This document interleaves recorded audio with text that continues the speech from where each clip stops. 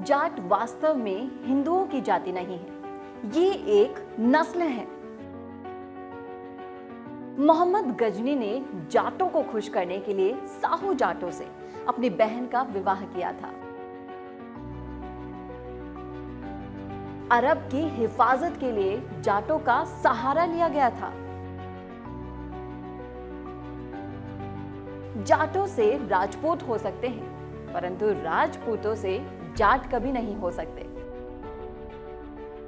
पंडित जवाहरलाल नेहरू ने भी कहा कि दिल्ली के आसपास चारों ओर जाट एक ऐसी महान बहादुर कौम बसती है, वो यदि आपस में मिल जाए और चाहे तो दिल्ली पर कब्जा भी कर सकती है।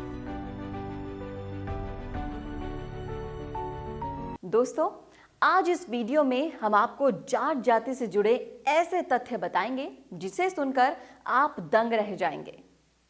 स्वयं को महान कहने से कोई महान नहीं बन जाता। महान किसी भी व्यक्ति और कौम को उसके कारनामे बनाते हैं और उन कारनामों को दूसरे लोगों को देर सवेर स्वीकार करना ही पड़ता है।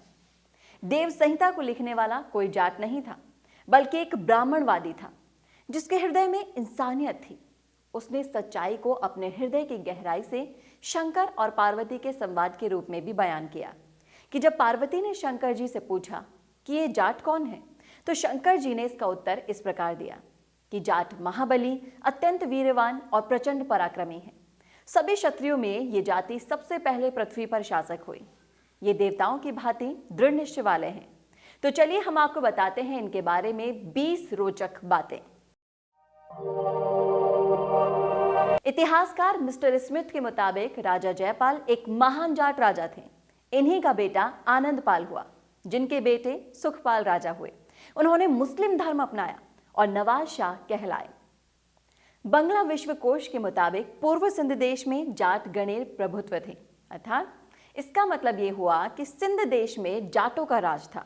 अरबी ग्रंथ सलाली लातुत त्वारिख के मुताबिक भारत के नरेशों में जाट बलहारा नरेश सर्वोच्च थे। इसी सम्राट से जाटों में बलहारा गोत्र प्रचलित हुआ।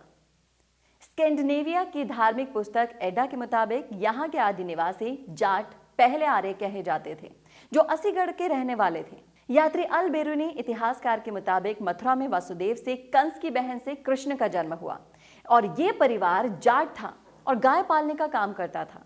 लेखक राजा लक्ष्मण सिंह के मुताबिक ये प्रमाणित सत्य है कि भरतपुर के जाट कृष्ण के वंशज हैं। इतिहास को देखा जाए तो ये जानने को मिलता है कि कालांतर में यादव अपने आप को जाट कहलाते थे, जिनमें एकजुट होकर लड़ने और काम करने की प्रकृति थी, और अहिर जाति का एक बड़ा भाग अपने आप को यादव कहने लगा था। आज भी भारत में बहुत अहिर हैं जो अपने आप को यादव नहीं मानते, बल्कि ग्वाला वंशी मानते हैं। मिस्टर नेस्फील्ड के मुताबिक जाट कुछ और नहीं है, बल्कि आधुनिक हिंदू यादू जादू शब्द का उच्चारण है, जिस कबीले में श्री कृष्ण पैदा हुए थे। इसका दूसरा बड़ा प्रमाण है कि कृष्ण जी के गांव नंदगांव और वृंदावन में आज भी जाटों के गांव हैं। ये सबसे बड़ा भौगोलिक और सामाजिक प्रमाण है। इतिहासकार डॉक्टर रणजीत सिंह के मुताबिक जाट तो उन योद्धाओं के वंशज हैं जो एक हाथ में रोटी और दूसरे हाथ में शत्रु का खून से सना हुआ मुंड थामते रहे हैं। इतिहासकार डॉक्टर धर्मचंद्र विद्यालंकार के मुताबिक आज जाटों का दुर्भाग्य है कि सारे संसार की संस्कृति को झकझोर कर देने वाले जाट आज अपनी ही संस्कृति को भूल रहे हैं।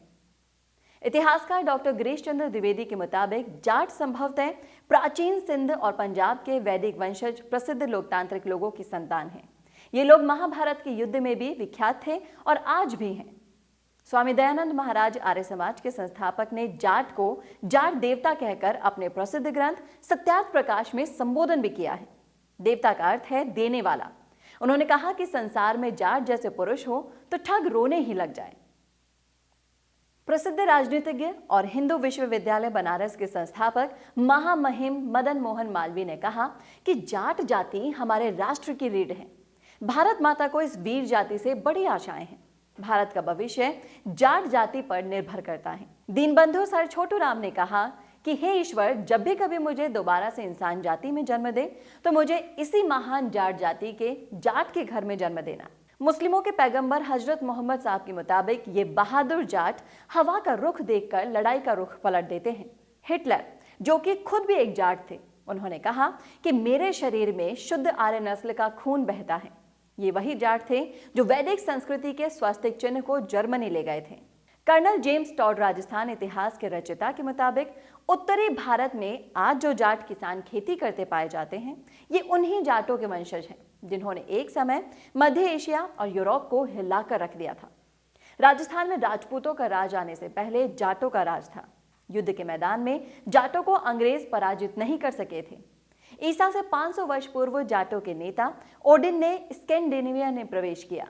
एक समय राजपूत जाटों को टैक्स भी देते थे। यूनानी इतिहासकार हेरोडोट्स ने लिखा कि संसार में जाटों जैसा बहादुर कोई नहीं, बशर्ते इनमें एकता हो। जाटों ने कभी भी निहत्तों पर वार नहीं किया। महान सम्राट सिकंदर जब जाटों के बार बार आक्रमणों से तंग आकर वापस लौटने लगे तो उन्होंने कहा कि इन खतरनाक जाटों से बचकर रहना चाहिए। एक पंपोनियस नाम के प्राचीन इतिहासकार ने कहा कि जाट युद्ध और शत्रु की हत्या से प्यार करते हैं। हमलावर तैमूर लंग के मुताबिक जाट एक बहुत ही ताकतवर जाति है, शत्रु पर टिड्डियों की तरह टूट पड़ती हैं। इन्होंने मुसलमानों के हृदय में भय भी उत्पन्न कर दिया था। तो ये हैं वो 20 रोचक बातें जो आपने कभी भी नहीं सुने होंगे। तो दोस्तों, इस वीडियो को ज्यादा से ज्यादा शेयर कीजिए और आपको भी रोचक बात कोई भी पता हो तो हमें कमेंट बॉक्स में कमेंट करके जरूर बताएं।